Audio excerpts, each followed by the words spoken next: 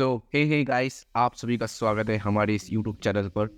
Currently I am a BTech first year student. I realized that now I have to start working on my DSA because I'm very much poor in DSA and my friends are really working hard on it because DSA will get you placement. So I thought I have to work on my DSA. Let's see how my DSA journey goes on. I was thinking to solve this DSA sheet, DSA by Shraddha Didi and Aman Bhaiya. You can easily get on YouTube because this DSA sheet contains all the important questions from all the topics. You can see arrays, strings, all the important questions are here, and you can see the companies also, which company asks this question in their placement. So I thought let's solve this important sheet. As they told, this is very much important for placement also.